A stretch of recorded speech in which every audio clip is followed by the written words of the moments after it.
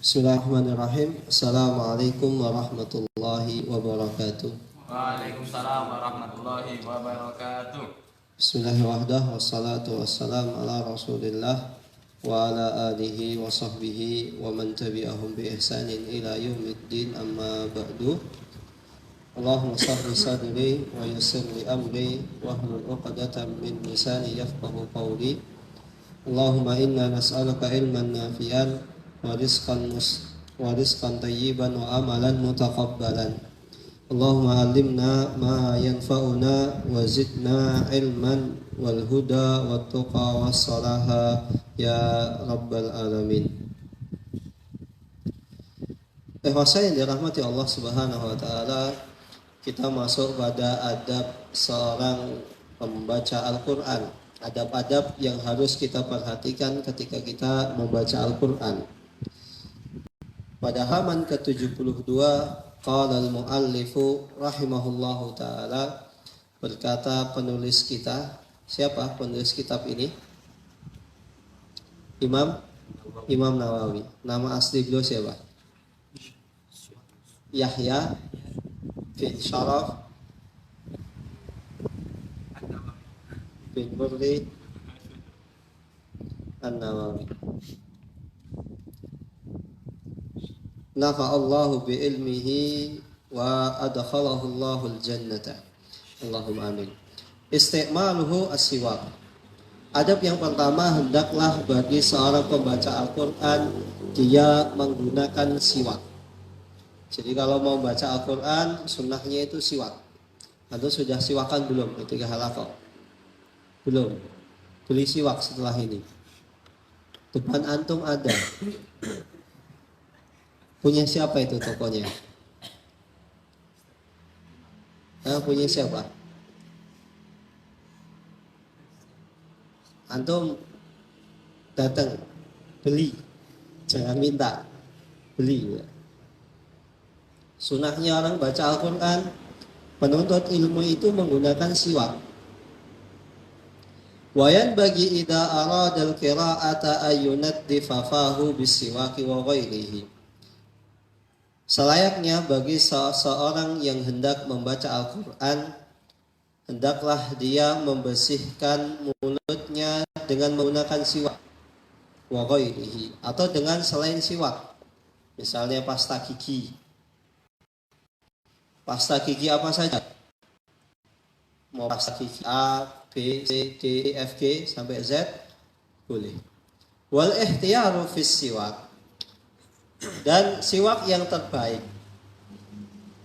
ayyakuna bi'udin min araqin. Hendaklah seseorang bersiwak dengan menggunakan ud, batang kayu. Batang kayu mana?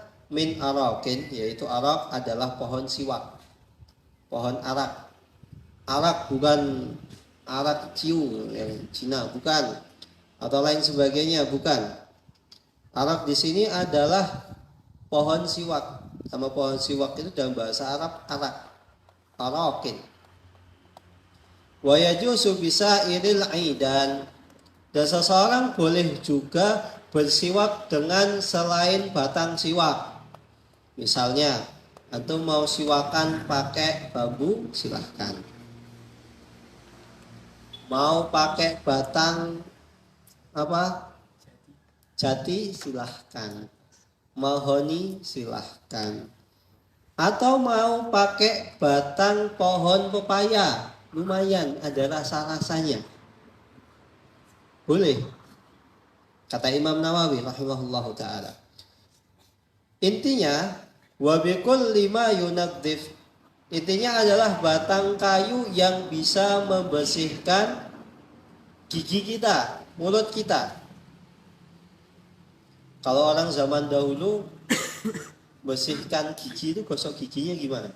Sebelum ditemukan Pepsodent. Pepsodent itu pasta gigi ya. Kalau Pepsodent kan merek ya. Sebelum ditemukan pasta gigi, mereka gosok giginya pakai apa? Pakai apa? Orang tua kita dulu pakai arak. Iya. Kalau nggak pakai arang, pakai bata. Nah, nggak aneh, ini beneran. Tanya si bah antum tuh, pakai arang lah, pakai batang.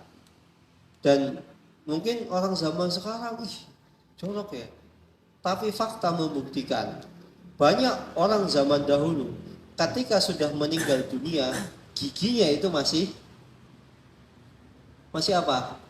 Masih utuh, masih lengkap. Beda orang zaman sekarang. Usia 25 tahun, gigi gerahamnya sudah ada yang hilang. Usia 27 tahun, geraham kanan kirinya hilang.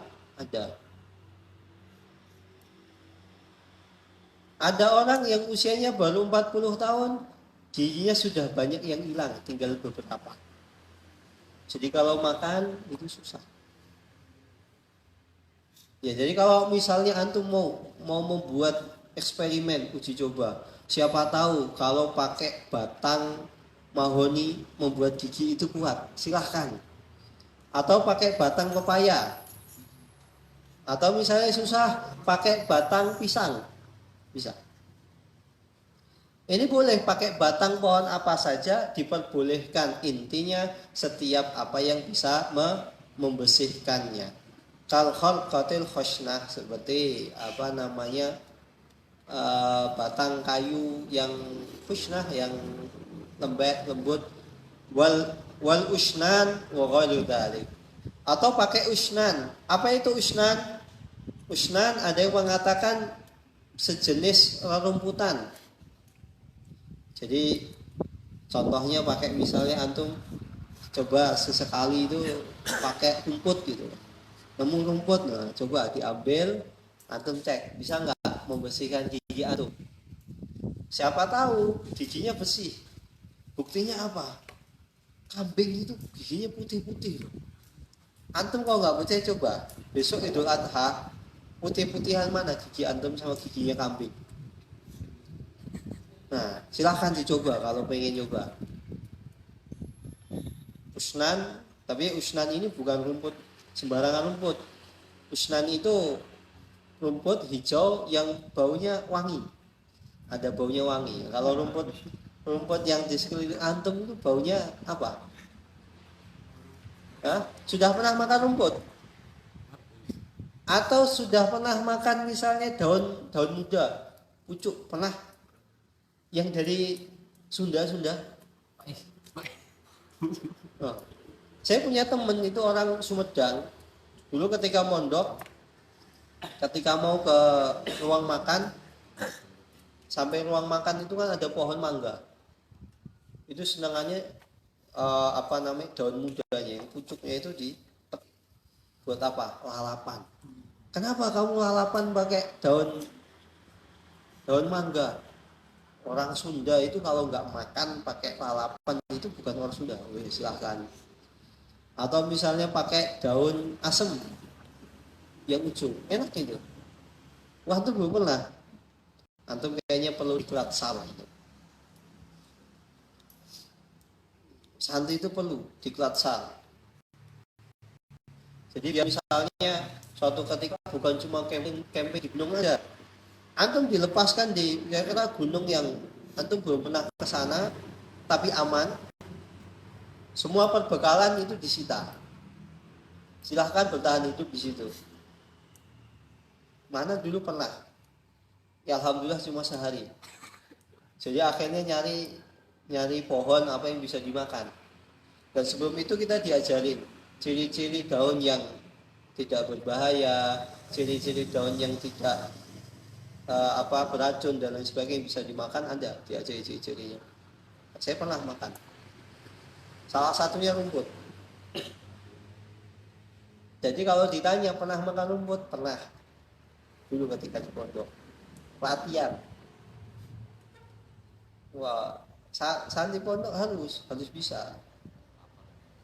Iya, biar kalau makanan nggak enak sedikit, apaan tahu tempe, bersyukur. Antum kalau punya orang tua yang dulu mondok, makanannya masya Allah. Kita lanjutkan wa fi khusulihi asbu'i al khushnah salah satu aujuh. Dan tentang diperbolehkannya seseorang gosok gigi dengan cara menggunakan jari-jarinya. Bil ashabi al khushnah, yaitu jari-jari yang lembut. Misalnya antum gosok gigi nggak punya pasta gigi atau nggak punya sikat gigi. Kenapa? Belum dapat kiriman uang dari orang tua. Antum bisa gosok giginya pakai jari-jari. Boleh. Apakah diperbolehkan? Nah, ini hukumnya. Di ashabi Syafi'i, menurut pendapat atau pengikut madhab Imam Syafi'i, tentang hal tersebut itu ada tiga perkataan, ada tiga dalil tentang diperbolehkannya. Yang pertama, asyharuha, pendapat yang paling terkenal adalah annahu la yahsul. Seseorang ketika bergosok gigi pakai jari-jari, ini tidak masuk kategori dia sudah menjalankan sunnah. Maka dia nggak dianggap gosok gigi. Kalau pakai batang kayu yang lain boleh, selama batang kayu itu bisa membersihkannya. Kalau pakai jari-jari nggak boleh. Begitu juga kalau misalnya antum gosok gigi pakai pakai tulang, nggak boleh juga. Antum pernah lihat orang gosok gigi pakai jari jemari? Hah? Pernah? Di pondok? Nah iya.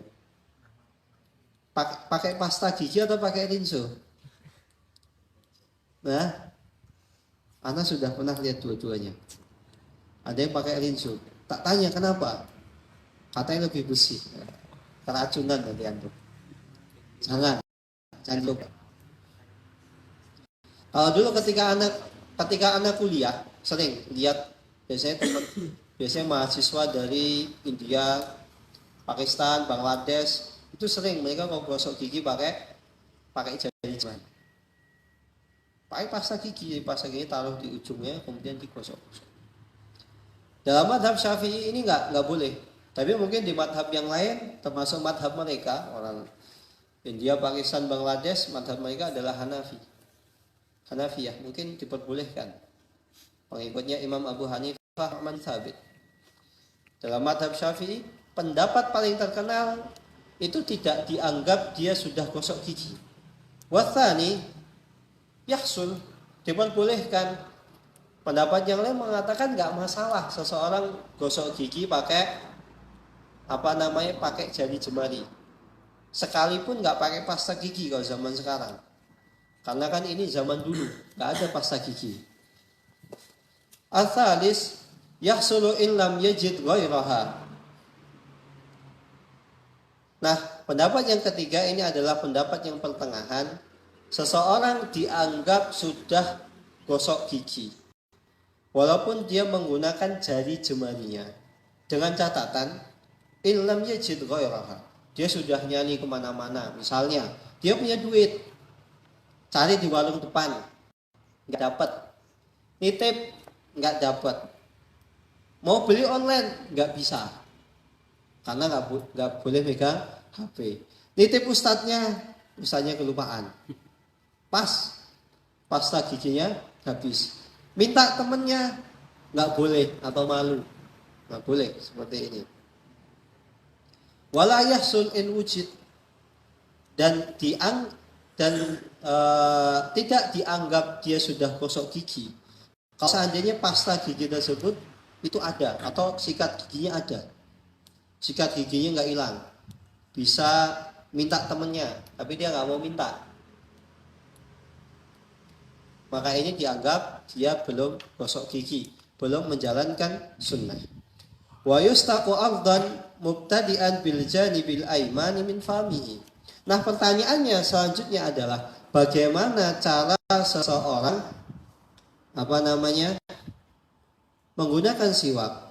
Seseorang cara menggunakan siwak ada dengan cara ardan mubtadi'an bil janibil aiman, bil janibil aiman. Seseorang menggosoknya dengan horizontal. Horizontal gimana? lurus alas vertikal. Horizontal artinya dia memulai dari kanan. Sebelah kanan mana sini? Ini agak nyengir. Biasanya begitu. Min famihi, dia memulainya dari bagian sebelah kanan mulutnya, horizontal. Wayan bibihi al-ityanu bisunnah, dan hendaklah ketika seseorang menggunakan siwak, dia meniatkan wayan bibihi ketika menggunakan siwak al-ityanu bisunnah, dia bersiwak ini dalam rangka untuk menjalankan sunnah Nabi Muhammad Sallallahu Alaihi Wasallam. Bukan karena misalnya gaya-gayaan, bukan sombong-sombongan atau pamer, loh aku punya siwak, kalian nggak punya siwak. Atau misalnya kita gaya-gayaan, saya pakai siwak karena apa?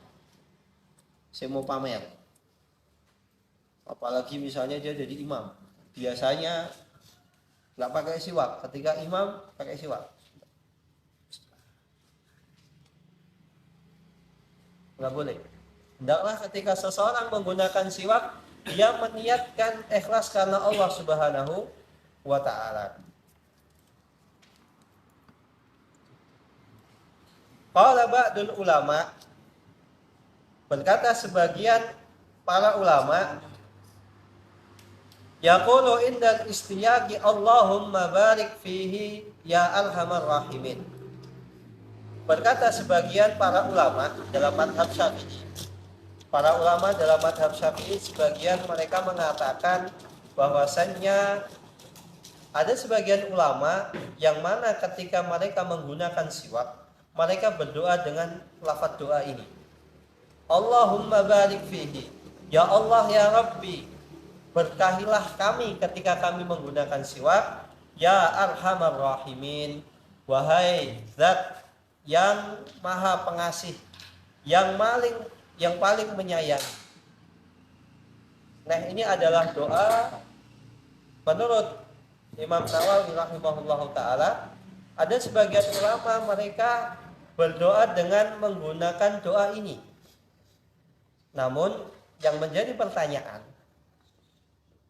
ketika seseorang hendak mendawamkan atau merutinkan doa ini, kita perlu untuk dalil. Karena seseorang ketika mau mendawamkan, merutinkan sebuah amalan, dia harus punya pegangan. Gak bisa seseorang asal-asalan. Ini doanya bagus. Doa bagus itu kan ada contohnya atau enggak. Kita kan beramal itu kan pengen diterima. Apalagi tujuan kita ketika menggunakan siwak ini ingin mencontoh Nabi. Karena Nabi Muhammad SAW beliau biasa menggunakan siwak. Kemudian kita pakai siwak asal-asalan, gak bercontoh Nabi. Padahal doanya tidak diriwayatkan Nabi Muhammad SAW pernah berdoa dengan doa ini. Qala al-Mawardi min ashabi Syafi'i. Berkata Imam Mawardi ini adalah imam, salah seorang imam dalam mazhab Syafi'i. Banyak, jadi kalau ada orang namanya Imam Mawardi, Pak Mawardi, itu salah satu imam dalam mazhab Syafi'i. Bahkan ada salah seorang dokter kalau nggak salah, nama itu Muwardi, diambil dari kata Mawardi. Banyak dalam sekeliling kita ini, banyak imam-imam dalam mazhab Syafi'i seperti Imam Sarbini itu imam dalam mazhab Syafi'i. Jangan dikira Sarbini jenenge wong Jawa, bukan. Nama kayak orang Jawa, bukan. Atau kayak orang Sunda, bukan. Ini nama Arab, nama salah seorang imam. Wa yustahab wa ayyustaka fi dhahiril asnani wa batiniha. Seseorang disunahkan ketika menggunakan siwak untuk bersiwak fi dhahiril asnan. Dhahiril asnan mana? Dhahir, permukaan gigi di depan disiwakin. Berarti orang siwak depannya dulu. Wa batiniha, dan gigi bagian batin, bagian dalam. Jadi agak naik, mungkin ketika menggunakan kayu siwak itu agak dinaikkan biar atasnya, dalamnya itu terkena. Wa yumarrus siwaku ala atrafi asnanihi. Dan ketika seseorang menggunakan siwak tersebut dilewatkan ala atrafil asnan, dilewatkan sampai ke ujung gigi. Jadi ya cuman dilewatkan aja. Ini kan dohir depannya. Saya dilewatkan aja. Tahu maksudnya dilewatkan? Jadi semua disikat, kena semua. Wa qalasil atrasi. Dan begitu juga ketika menggunakan siwak, dia sampai ke penopang gusinya. Mana penopang gusi? Di sini. Yang yang ada kulitnya itu. Itu juga disiwakin. Pakai antum ketika menggunakan pasta gigi. Fi halqihi imraran rafiqan. Dan begitu juga ketika dia menggunakan siwak, dia melewatkan siwak tersebut itu safiha ini. Langit roganya. Ini roga apa namanya? Mulutnya itu disiwaki juga, dilewatkan.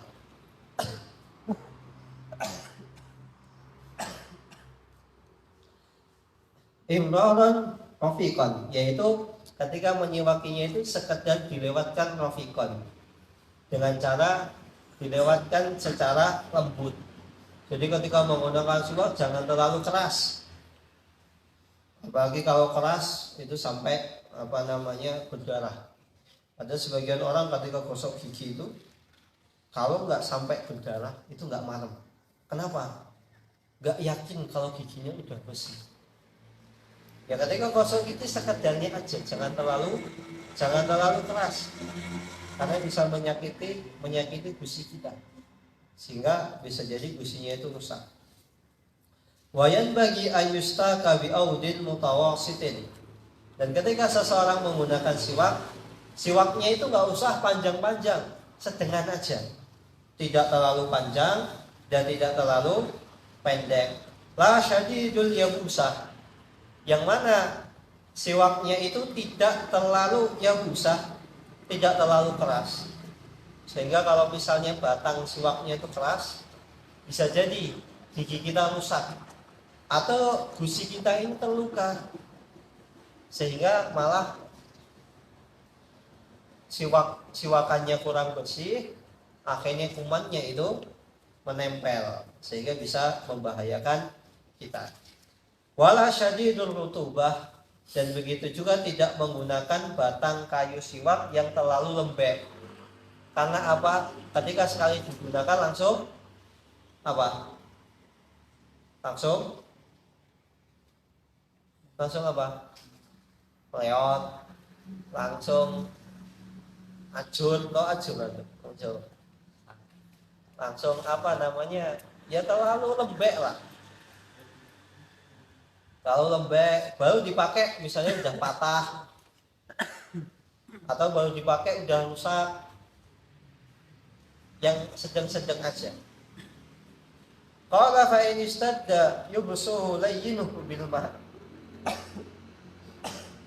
Kalau seandainya batang siwak tersebut itu sudah mulai mengeras, misalnya sudah mulai mengeras karena mungkin terlalu lama nggak dipakai, boleh seseorang itu melembutkannya, melunakkannya itu dengan menggunakan air. Misalnya disiram air minum.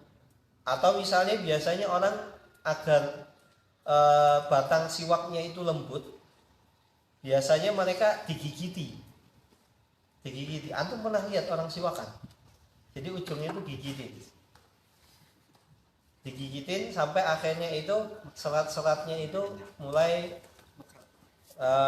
melebar, berkembang gitu lah, mekar gitu lah, baru habis itu siwakan. Nah, ketika sudah siwaknya itu sudah terlalu lama atau udah kotor, nanti ujungnya dipotong, kemudian digigiti lagi ujung yang sudah dipotong tadi digigiti lagi, sehingga bisa buat siwakan, sehingga bulu-bulunya itu keluar, sudah mulai mekar. Wala ba'sa biistimali siwaki ghairihi, dan boleh juga seseorang misalnya menggunakan siwak orang lain. Misalnya siwak antum hilang, antum pinjem teman antum, pinjem siwaknya, sini tak pakai, boleh. Tentunya biidnihi, yang pertama dia ketika menggunakan siwak tersebut harus atas izin temennya. Gak izin temennya, misalnya gosok, ya ketemu siwak lumayan dipakai, gak boleh. Dia harus izin kepada temennya. Boleh, jorok, ya gak apa-apa, asal antum siap, misalnya menahan baunya. Tapi biasanya orang seperti ini jorok. Tapi hukum asalnya boleh. Pakai siwak temennya itu boleh, pinjem. Atau misalnya pinjem sikat giginya temennya boleh, buat gosok gigi boleh. Antum jangan terlalu jorok. Gak apa-apa, apalagi nanti antum sudah nikah. Nah, satu sikat itu buat berdua. Iya, biar romantis gitu loh. Nah, iya. Kan Masya Allah itu, kan satu mulut. Iya. Boleh, gak masalah. Nanti kalau ditanya kenapa, biar romantis, padahal gak punya duit. Wa amma idza kana famuhu najisan bilamin. Dan kalau seandainya mulutnya itu najis karena disebabkan darah. Sebagian para ulama menganggap darah itu najis, termasuk darah kita. Misalnya darah keluar itu najis.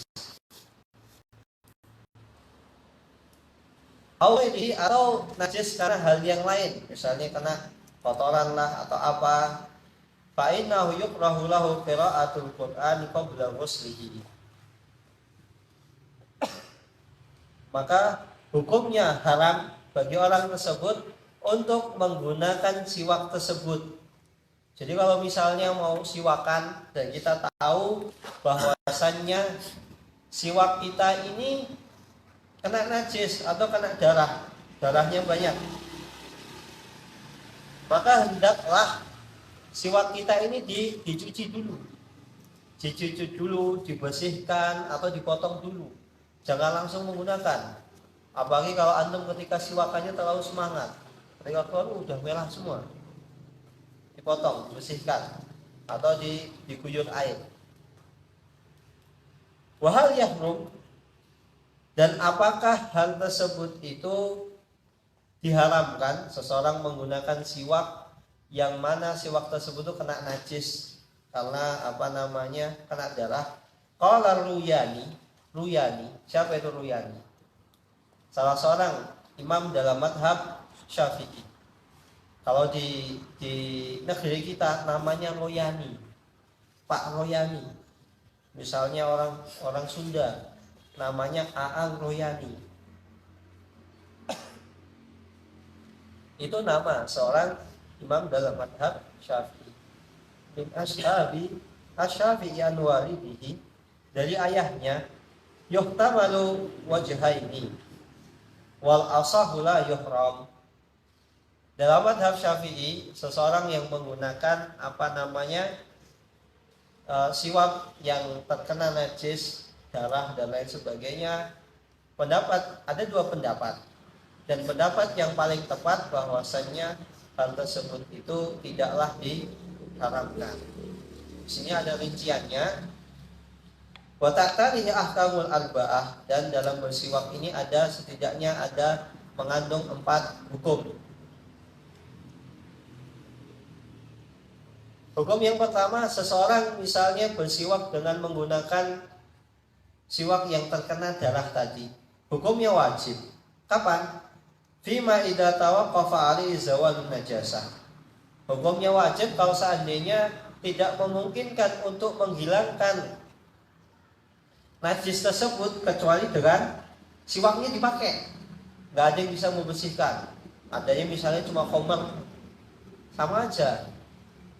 Atau misalnya adanya air, nggak nyari air nggak ketemu, adanya air yang najis atau air yang tidak suci, maka darah, apalagi darahnya sedikit nggak masalah. Yang kedua, haram Fima idza sta'mala siwaku ghairihi bi ghairi idnihi wa lam yu'rab ridahu. Hukumnya haram ketika seseorang menggunakan siwak orang lain. Ternyata dia gosok, sang pemilik belum mengizinkan. Maka ini hukumnya haram. Dia nggak boleh menggunakan siwak tadi. Yang ketiga, karahah. Bisa'im ba'da zawali li izalatil khaluf. Seseorang hukumnya makruh bersiwak. Kapan itu? Setelah matahari itu tergelincir. Kapan matahari tergelincir? Ketika sholat duhur. Jadi dalam mazhab Syafi'i, seseorang itu nggak boleh siwakan, gosok gigi. Kapan? Setelah duhur. Sebelum itu boleh. Dan hukum yang keempat, hukumnya adalah nadab, disunahkan kapan itu saja selain waktu-waktu yang kita sebutkan tadi. Qala al-mu'allif rahimahullahu ta'ala muhafadhatu ala taharah. Faslun yustahabu ay yaqra'a wa huwa ala taharah. Seseorang disunahkan untuk membaca Al-Qur'an dalam keadaan telah bersuci, keadaan suci, enggak najis. Jadi kalau mau baca Al-Qur'an pastikan tempatnya suci, kondisi antum suci, menghadap kiblat. Fa'in qara'a muhdisan jaza bi ijma'il muslimin. Nah, bagaimana kalau seandainya dia baca Al-Qur'an dalam keadaan najis? Dalam keadaan najis itu seperti apa? Dalam keadaan najis itu misalnya antum habis buang air kecil, itu najis. Maka ini hukumnya diperbolehkan. Wal ahadits fihi katsiratun ma'rufah. Atau seperti misalnya antum habis bangun tidur. Atau habis bangun tidur kan nggak ngerti antum itu suci atau enggak. Yang jelas, misalnya sebelum antum tidur antum sudah berwudu, ketika tidur wudu antum batal. Atau misalnya antum sudah wudu kemudian baca Al-Qur'an ketiduran, wudu antum batal. Artinya antum sudah dalam kondisi tidak berwudu atau tidak bersuci. Maka itu diperbolehkan. Kenapa? Karena hadis-hadis yang memperbolehkan seseorang membaca Al-Qur'an tanpa berwudu itu banyak. Salah satunya Rasulullah SAW, beliau biasa ketika bangun tidur. Ketika bangun tidur beliau membaca surat Ali Imran, 10 ayat terakhir surat Al-Imran. Bunyinya gimana? Inna fi khalqis samawati wal ardi wa ikhtilafil laili wan nahar sampai akhir. Sampai ayat ke berapa? Ayat berapa? 200. 190 sampai ayat 200. 191 sampai 200. Itu diperbolehkan karena Rasulullah SAW biasa. Qala al-Imamul Haramain, berkata Imam Haramain. Siapa Imam Haramain di sini? Imam Juwaini. Imam Haramain adalah gelar bagi seorang imam, seorang kiai, seorang ulama yang pernah mengimami di dua masjid suci kaum muslimin, Masjidil Haram Mekah dan Masjid An-Nabawi Madinah. Wala yuqalu iltakabal makruhan.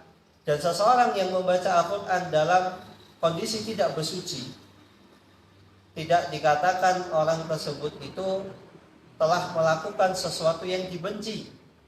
Wal huwa tarikun lil afdal. Akan tetapi sejatinya orang tersebut itu meninggalkan sesuatu yang lebih afdal, lebih mulia. Fa'il lam yajid ma tayammam. Nah, bagaimana kalau seandainya seseorang tidak mendapatkan air untuk bersuci, maka dia bertayamum. Insyaallah air zaman sekarang itu banyak. Tidak seperti zaman dahulu, susah cari air. Wal mustahaddatu fi zamanil mahkumi bi annahi tuhrun hukmul muhdis. Adapun bagi seorang wanita yang istihadhah fi zamanil mahkumi bi annahu tuhrun. Adapun bagi seorang wanita yang sedang istihadhah, Istihadah itu apa? Istihadah itu adalah darah penyakit. Sehingga setiap wanita yang sedang istihadah, dia dihukumi wanita yang sakit. Karena darahnya itu keluar di selain waktu-waktu haid dan nifas. Misalnya bukan tanggal-tanggal dia biasanya haid, kok keluar darah. Dan darahnya itu seger. Kemudian darahnya itu tidak keluh, darahnya segar, baunya tidak anyir, maka itu darah istihadah. Maka bagi wanita yang istihadah, maka hukumnya seperti hukum seorang yang sedang berhadas. Artinya apa? Dia boleh untuk membaca Al-Quran tanpa berwudu. Ini boleh dalam mazhab Syafi'i. Namun dalam pendapat yang lain yang dikuatkan, seorang wanita yang istihadah hendaklah dia berwudu sebelum membaca Al-Quran. Enggak misalnya, mentang-mentang istihadah dalam kondisi suci, dianggap dia itu suci, ya sudah enggak berwudu. Yang tepat adalah dia tetap berwudu.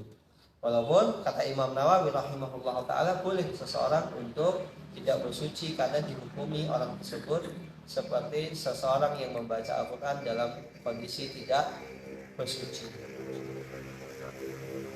Wa ammal junubu wal haidu, adapun seseorang yang junub, baik laki-laki atau perempuan, atau seorang yang haid, fa innahu yuhramu 'alaiha qira'atul Qur'an. Maka bagi seseorang yang junub, misalnya basah atau habis berhubungan badan atau haid, maka orang tersebut itu haram membaca Al-Quran. Sawa'un kana ayatan au aqallu minha. Sama saja mau dia membacanya 1 ayat, 2 ayat, 1/4 juz, 1 ruku, atau 1 juz, atau 1 Al-Quran, maka diharamkan bagi orang tersebut, haram hukumnya untuk membaca Al-Quran. Wa yajuzu lahu ijra'ul Qur'ani ala qulubihima min ghairi talaffudin bihi. Namun diperbolehkan bagi seseorang yang haid atau orang yang junub untuk membaca Al-Quran tersebut itu di dalam hatinya. Bagaimana caranya? Cukup di dalam hati. Misalnya atau murojaah nambah, min ghairi talaffudin, enggak boleh dilafadzkan. Maka orang yang haid, junub, dalam mazhab Syafi'i, mau membacanya di dalam hati atau dilafadzkan sama saja hukumnya, tidak boleh, haram.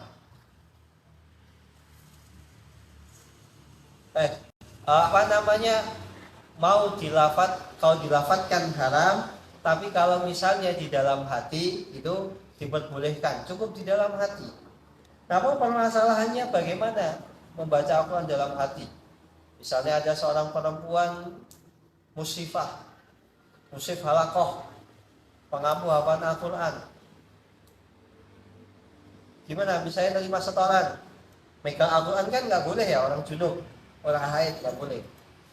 Nyimak, pakai apa? Pakai HP. Bisa pakai HP. Ya bisa aja Ustaz. Hafalinnya di dalam hati, dalam pikiran, di hati. Tapi ya nyimak itu kalau nyimak cuma 3 hadis lancar. Ya kalau saya udah 4 baca lancar, ngantuk. Ya pagi-pagi. Pagi setengah juz. Nah, bisa pakai HP, boleh kalau pakai HP. Wa yajuzu lahu an-nadharu fil mushhafi wa imraruhu 'alal qalbi. Dan boleh juga bagi seseorang yang junub atau seorang yang haid, nifas dan lain sebagainya, dia itu melihat Al-Quran. Misalnya Al-Quran di depannya, Al-Qurannya besar. Nah, nyimaknya begitu, dilihat. Nah, coba kamu setoran di sini. Di depannya ada mushaf yang ada, mushaf jumbo itu kan ada. Tetap nggak boleh dilafadzkan, dibatin. Wa imraruhu 'alal qalbi, yang cukup dibatin lewat dalam dalam hatinya saja. Enggak boleh Antum megang nggak boleh, cuma lihat boleh. Lihat boleh, nggak boleh dilafazkan, harus di dalam hati. Wa ajma'al muslimuna ala jawazi tasbih wa tahlil wa tahmid wa takbir wa salatu ala nabi sallallahu alaihi wasallam. Dan para ulama mereka telah ijma para ulama mereka telah sepakat bagi seseorang yang junub boleh untuk mengucapkan tasbih subhanallah subhanallah subhanallah.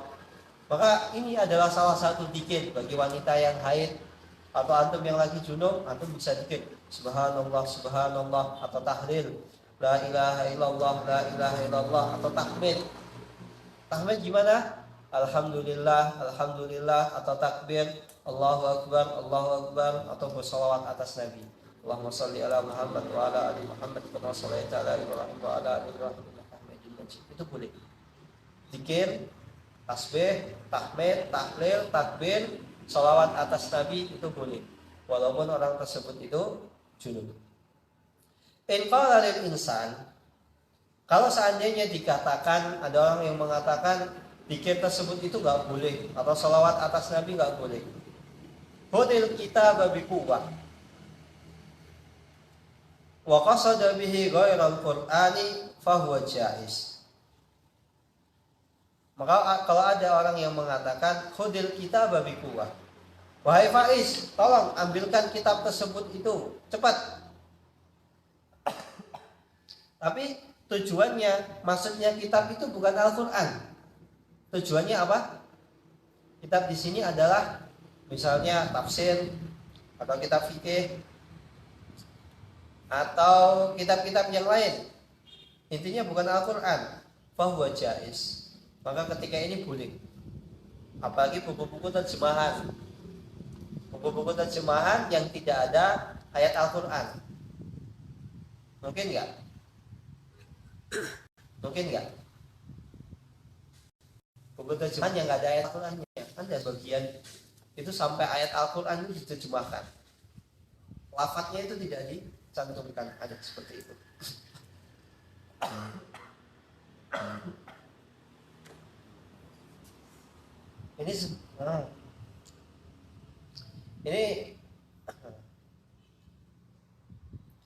Ini diperbolehkan bagi seseorang yang ketika meminta untuk diambilkan Al-Qur'an, diambilkan kitab selain Al-Qur'an, sampai kitab-kitab tafsir sebagian ulama memperbolehkan. Tapi sebagian ulama yang lain seperti dalam mazhab Hambali, kemudian Maliki, mereka mengatakan bahwasannya kalau dia misalnya buku fikih itu boleh. Pegang buku fikih boleh. Dan di situ ada ayat Al-Qur'an boleh. Karena apa? Intinya buku fikih itu adalah fikihnya. Berbeda ketika seseorang memegang tafsir Al-Qur'an. Nah, kalau tafsir Al-Qur'an apa yang ditafsirkan? Apa yang ditafsirkan? Al-Qur'an. Maka itu enggak boleh dalam Hambali. Tapi kalau fikih boleh. Karena dalam fikih itu kan yang ditafsirkan bukan hanya Al-Qur'annya, hadis Nabi dan lain sebagainya. Dan bahkan fikih itu biasanya lebih banyak tentang maklumatnya. Dalam madhab ini boleh atau enggak, madhab itu atau boleh atau enggak. Sehingga Al-Qur'annya itu otomatis lebih sedikit, kecil sedikit. Wa yajuzu lahuma ayyaqula indal musibah, dan diperbolehkan bagi seseorang ketika junub untuk membaca inna lillahi wa inna ilaihi rajiun ketika misalnya dia tertimpa musibah, dengan catatan apa? Idza lam yaqsud al-Qur'an. Dengan catatan orang tersebut ketika membaca inna lillahi wa inna ilaihi rajiun, dia tidak bermaksud untuk membaca Al-Qur'an. Emang bisa bermaksud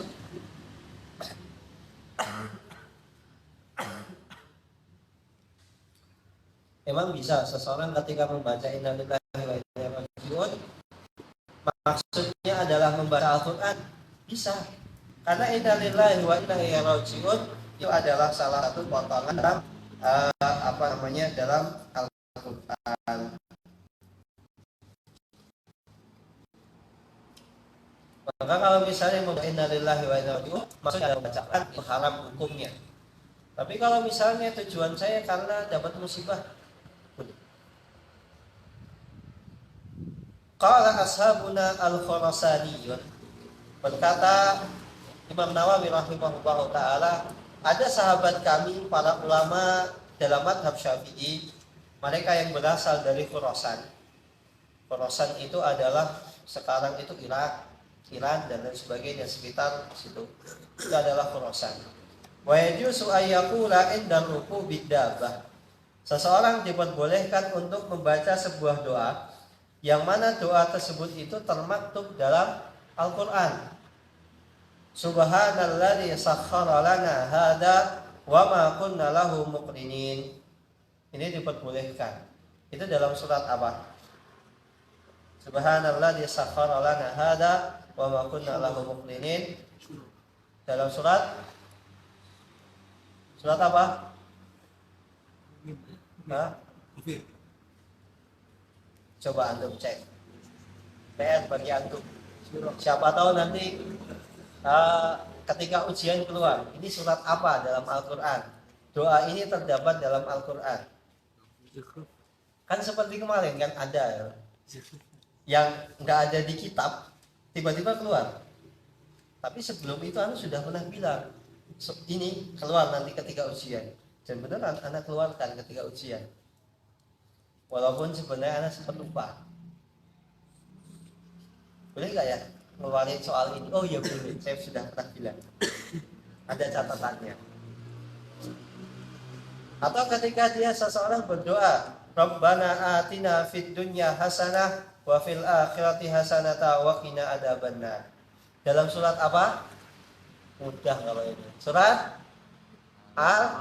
Al-Baqarah. Dengan catatan ketika orang tersebut membaca kedua doa ini, dia tujuannya tidak bermaksud membaca Al-Quran. Subhanallah sakhkhara lana hada wa ma kunna lahu muqrinin wa inna ila rabbina lamunqalibun. Dia ketika naik kendaraan, naik motor, walaupun junub, nggak apa-apa. Tujuannya doa, bukan membaca Al-Quran. Qala Imamul Haramain, berkata Imam Haramain, Imam Zuhaili, fa idza qala al-junubu bismillahi yaqsudu syai'an lam ya'tham. Berkata Imam Haramain,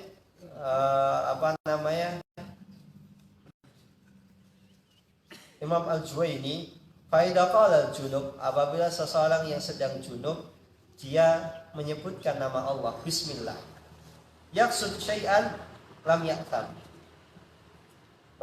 maka dia tidak dianggap berdosa, tidak masalah. Wa yajuzu lahuma qira'atu ma nusikhat tilawatuhu. Dan boleh juga misalnya membaca ayat Al-Qur'an yang mana ayat tersebut itu sudah dihapus hukumnya. Seperti contohnya kasyaikh wa syaikhahu idza zanaya farjumuhuma albattah. Dan seorang kakek-kakek atau nenek-nenek yang melakukan zina, misalnya ada kakek-kakek, nenek-nenek zina, ini dulu ada ayatnya di dalam Al-Quran. Farjumuhuma, maka rajamlah keduanya. Walaupun sudah kakek nenek melakukan zina, tetap dirajam. Ayat ini dulu ada di dalam Al-Quran, namun dihapus. Ayatnya dihapus, hukumnya tetap berlaku. Ada juga ayatnya tidak dihapus, tapi ayatnya tidak dihapus dan hukumnya tidak berlaku. Apa itu? PR buat antum. Iya, ada di dalam surat Al-A'raf. Dalam surat Al-A'raf. Silahkan dicari. Nah, ini yang bisa saya sampaikan pada pertemuan siang hari ini. Kurang lebihnya saya mohon maaf. Ada pertanyaan silahkan. Ada pertanyaan? Di sini berapa? Wah, haid itu macam-macam. Haid itu ada yang 7 hari. Umumnya haid itu sekitar 6 sampai 7 hari. Beda-beda. Wanita satu dengan yang lain itu beda-beda. Ada wanita haid itu cuma sehari. Sucinya 29 hari, subur. Tapi ada juga wanita itu haid 2 pekan. Suburnya 2 pekan.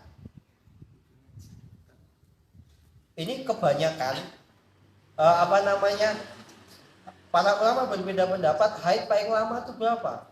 Ada yang mengatakan haid itu paling lama 2 pekan, dan ini pendapat yang paling banyak.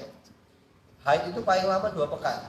Kalau seandainya seorang wanita haid selama 2 pekan, kemudian pekan ketiga kok masih haid, masih keluar darah, maka itu dianggap sebagai istihadah, sudah suci. Tapi sebagai ulama lain yang ada sebagai ulama yang mengatakan haid itu nggak ada batasannya. Intinya ciri-cirinya sama itu dihukumi haid. Tapi umumnya haid itu biasanya sekitar 7 hari, 1 pekan. Ini kebanyakan ini kebanyakan perempuan seperti itu umumnya. Haid itu 7 hari atau 1 pekan, sisanya itu suci. Tapi ada juga wanita yang haid itu ya cuma sehari 2 hari, sisanya itu suci, subur berarti. Jadi kalau antum seperti ini nggak masalah, antum harus tahu. Apalagi antum nanti sudah nikah, antum harus tahu kapan mensnya, kapan ininya, sucinya, biar antum tahu. Apalagi kalau antum cita-citanya pengen punya anak banyak, biasanya perempuan itu setelah mens, selesai mens 2-3 hari itu adalah hari-hari suci.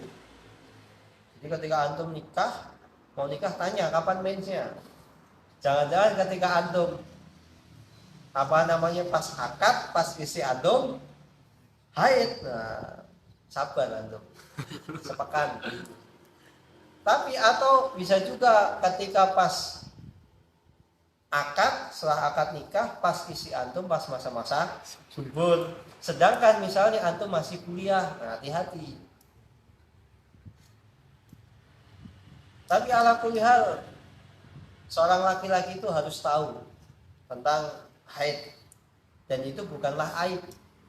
Dan ini sebagai bukti bahwasanya orang tahu sesuatu itu nggak harus ngalamin dulu. Buktinya ini. Atau orang kalau pengen belajar haid harus nikah dulu, nggak harus. Imam Nawawi penulis kitab sampai akhir hayatnya beliau nggak nikah, tapi beliau tahu haid. Itu umumnya haid. Allah taala alam, ciri-cirinya keruh, baunya itu anyir, dan keruh, bau anyir, dan itu adalah darah. Kalau didiamkan itu bisa membahayakan tubuh seorang wanita. Wallahu taala alam. Ada pertanyaan lain?